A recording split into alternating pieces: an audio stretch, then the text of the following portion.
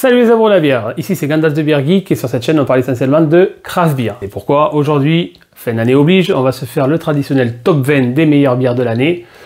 Et à travers ce top 20, je vais vous parler de certaines brasseries que j'ai découvertes, d'autres qui ont confirmé leur talent, mes coups de cœur, les brasseries à suivre. On voit ça tout de suite. Allez, j'espère que vous êtes bien installés maintenant dans votre fauteuil avec justement une bonne bière, c'est l'occasion. Je commence par l'application Untappd, dont je vous ai déjà parlé dans le top de l'année dernière, qui me permet de référencer les bières que je bois dans l'année, très pratique. Donc selon ma fidèle application, j'en ai bu 402 cette année, 277 brasseries différentes, ce qui représente 70 styles différents sur 225 possibles, ne me demandez pas lesquels, je ne saurais pas vous dire, qui me donne une note moyenne de 3,91 sur 5, c'est pas mal, je suis quand même assez bon public.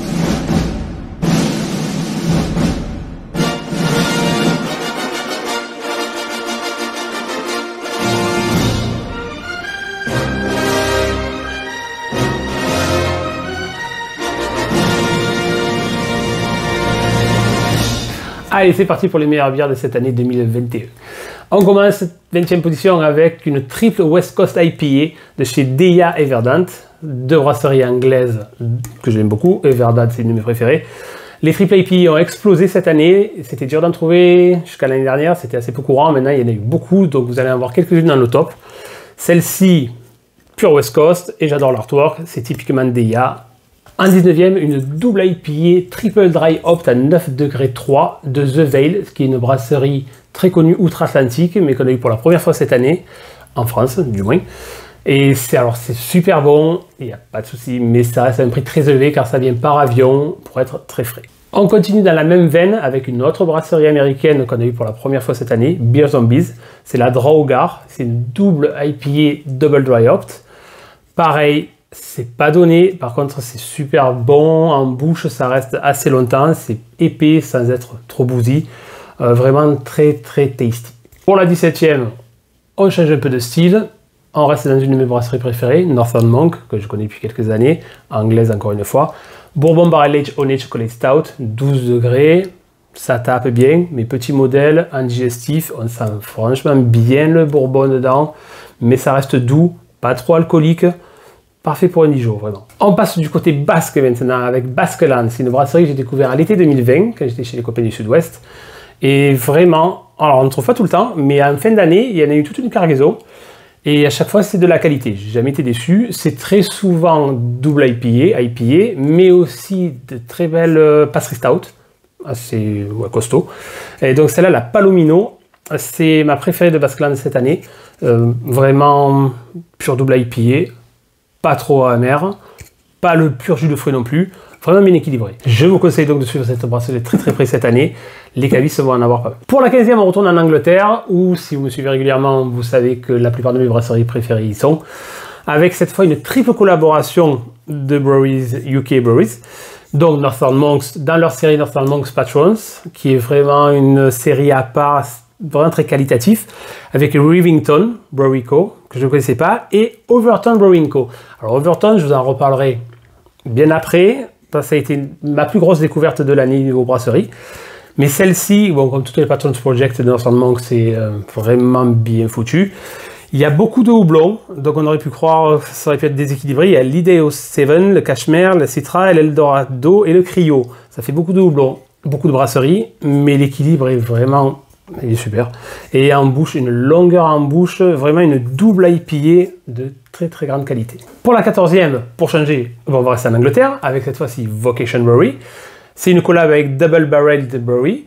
Vocation font souvent des IPA pas très chers, assez classiques. Là où je les préfère, où ils sont vraiment meilleurs, c'est tout ce qui est Barrel Age et Pastry Stout. Alors là, ça combine, c'est une Double Maple and Pecan Barrel Age. On sent vraiment bien le côté Barrel Age et c'est pas trop écœurant. Alors c'est 44 centilitres quand c'est des pastries stout, c'est vrai que des fois c'est un peu trop sirupeux, ça peut être un peu écœurant, surtout quand c'est le maple, c'est sirupi. Mais là ça allait, c'était vraiment un bon plaisir et c'est parfait après un bon gros repas, plutôt que de prendre un petit whisky, on se prend ça, ça fait en même temps dessert et Dijon. Allez, pour la 13e, on part d'Angleterre et on va en Lettonie avec Harpus Brewing. C'est une brasserie connue des beer geeks, pas de problème, on en trouve dans tous les bons beer shops. Ils sont assez diversifiés niveau IPA et sour. J'aime beaucoup les sours, vous n'en trouverez pas chez moi. Par contre, celle-ci m'a beaucoup plu, parce que c'est une double dry hop, c'est une simple IPA, il n'y en a pas beaucoup dans le top, mais le houblon, c'est devenu mon houblon préféré, quasiment, c'est le Strata. Il y en a eu beaucoup cette année, dans les IPA, et celle-ci, ça a été une très très bonne surprise, bu sur la terrasse, au soleil, pas très forte, de tête 6-5, c'était parfait pour l'apéro. Avant de continuer ce top, une petite page publicitaire sponsorisée par Me, Myself and I, pour vous dire de lâcher vos plus beaux pouces bleus, de vous abonner, de me suivre sur Insta, où vous pouvez retrouver la plupart des bières que j'ai prises en photo, que j'ai mis au cours de cette année. En tout cas, merci de me suivre, pour ceux qui le font régulièrement, ça me fait plaisir, moi je le fais par passion, merci encore. Allez, on reprend ce top avec une bière brésilienne, cette fois-ci. Alors, Brésil, c'est pas un pays qui est réputé pour la craft beer, c'est ma première du style. C'est Monsieur Madame à Marseille qui les ont importés, il y en avait 4 différentes, ce sont des bombes de houblon, des jus, un peu des jus de fruits. Là, c'est une double NEPA, c'était vraiment excellent. Les artworks sont vraiment très beaux aussi, c'est Spartacus Brewing. Si vous avez l'occasion d'en croiser, prenez, c'est pas donné, mais c'est franchement très très bon. Au poste du top 10, on se retrouve à la première bière française de ce top. C'est la Lacrima de Oro de chez Piggy Brewing. Alors Piggy ont explosé cette année, ils ont sorti je sais pas combien d'IPA, double IPA, pastry stout, ce que vous voulez. Et c'est très souvent très bon. Et cette triple NEPA a eu beaucoup de succès, elle est revenue même je sais en fût, au VNB Plant Campbell par exemple, après coup. C'est très bon, c'est très jus de fruits, c'est très bien foutu, c'est une triple, on la sent pas du tout, c'est assez traître. Puisqu'on était dans les triple IPA, on va continuer avec celle d'Hydro Theory, une Hazy Triple Pale Ale. Hydro Theory, si vous me suivez sur Insta, j'en poste beaucoup, j'en ai énormément. C'est américain, c'est parmi mon top 3 des meilleures brasseries pour moi. Les artworks sont vraiment fantastiques à chaque fois, vraiment. Et alors, on peut dire que les Imperial IPA se ressemblent, c'est toujours vraiment très bon, mais ça se ressemble assez. Mais leurs triple IPA ne sont pas alcooleuses. Ça passe facilement, moins jus de fruits que la Crema de Oro, mais on est sur du très haut niveau. En 9e position, on va se faire un petit dessert avec cette Pastry Stout Double Imperial Chocolate Cheesecake Stout. C'était excellent. Alors c'est rare quand je rachète 2 fois la même bière, elle a tellement à boire.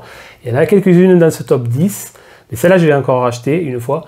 C'est vraiment un super dessert et c'est pas écœurant, comme je disais pour l'autre, c'est du 44, si c'est mal balancé, sirupeux, c'est vite écœurant. Là, on sent le chocolate, on sent le cheesecake léger, c'est du 12 degrés, donc, mais ça passe très bien.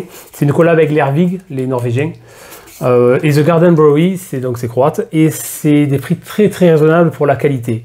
À Marseille, il n'y a que Malte, Jim de chez Malte, qui les a et je me fournis chez lui régulièrement. Ils font aussi des triple IPA comme ça. Restons dans les très bonnes collaborations et les bières que j'ai rachetées cette année. Avec cette double IPA des New Yorkais de KCBC et des Basques de Basqueland, dont j'ai déjà parlé, niveau qualité. C'est une double IPA, c'est super long en bouche, c'est vraiment thick, épais.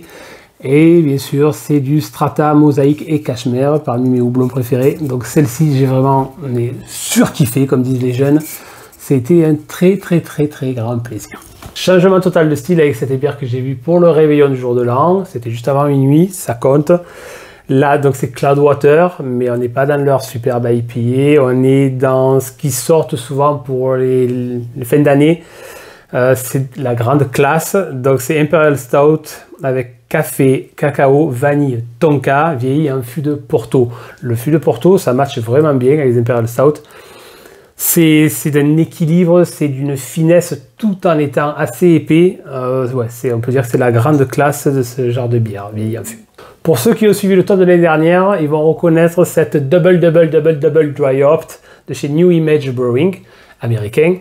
J'en avais posté une donc dans l'autre top, c'était pas les mêmes houblons, mais c'était aussi dans le top du top des IPA de l'année. Donc là, on est en quadruple dry hopped double IPA, et c'est Nelson Sauvin Simcoe Idaho 7, et Nelson Sauvin avec le Strata, c'est mon houblon préféré. Et comme toute la série des quadruple dry hopped de chez New Image, c'était vraiment excellent. C'est le haut du panier des double IPA dry hopped. On rentre dans le top 5 avec une de mes brasseries préférées depuis longtemps, avec qui je suis rentré dans le monde de la craft beer, c'est Buxton Brewery. J'en ai pas bu beaucoup cette année, j'en ai pas trouvé beaucoup. Mais là, on est dans le classe du Barrel Master Series 2020. Alors, c'est du Bourbon Barrel Age Imperial Stout. C'est très riche, ça titre à 16 degrés 7. C'est riche, c'est alcooleux, c'est alcoolisé. Ça remplace totalement le whisky qu'on sirote l'hiver dans le fauteuil. C'était vraiment la meilleure Barrel Age de l'année.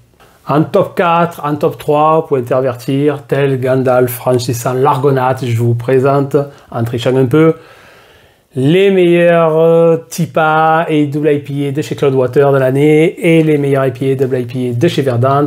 Ce sont des brasseries anglaises que j'adore, ça fait partie de mon top 3. Chaque année, si vous vous rappelez bien l'année dernière, dans le top, les Cloudwater étaient aussi dans le top 3. Donc j'en ai bu d'autres de chez Verdant et Cloudwater cette année. Ce sont mes préférés, vous les voyez en photo. Qu'est-ce que je vais dire de plus? C'était le top. Les triple IPA de Cloudwater, ça reste quand même les meilleures triple IPA du marché.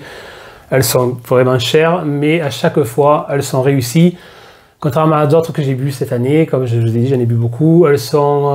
Beaucoup sont trop alcooleuses, sont trop fortes, mal équilibrées. Celle de Cloudwater, c'est le top du top. Encore une Vocation en collab avec Pomona Island cette fois. En 14e place, il y avait la Vocation Maple and Pecan. Celle-ci, c'est la Imperial Mocha et c'est Chocolate, Hazelnut and Coffee Imperial Stout. C'était un délice. C'est la meilleure Imperial Stout de l'année pour moi. Riche, goûtu, équilibré. Top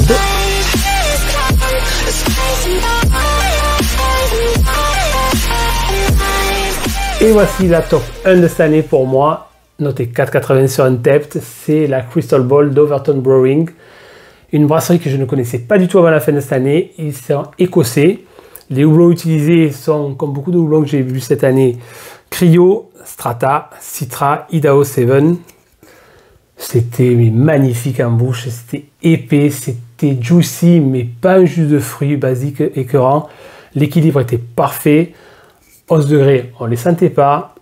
C'est coup de cœur de l'année et une brasserie que forcément je vais suivre tout au long de cette nouvelle année. Petite parenthèse et hors classement, mais à citer quand même parce que c'est exceptionnel, c'est la série des Sacred Heart de la débauche, les beer geeks connaissent.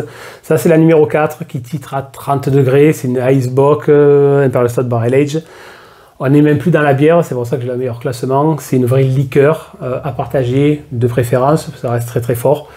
Mais sont très très forts dans ce style de bière à la débauche. Ils ont sorti la 5, la 6, la 7, la 4 reste la meilleure pour moi. Ce top 2020 est maintenant terminé, j'espère qu'il vous aura plu bien sûr. N'hésitez pas à me mettre aussi en commentaire vos top 3, vos top 5 de ce que vous avez bu, ça m'intéresse. Ça me fera découvrir d'autres brasseries éventuellement. J'espère que je vous ai fait découvrir d'autres brasseries pour vous et des nouvelles à suivre. Comme d'habitude, buvez modérément mais buvez de la bonne. Tchuss!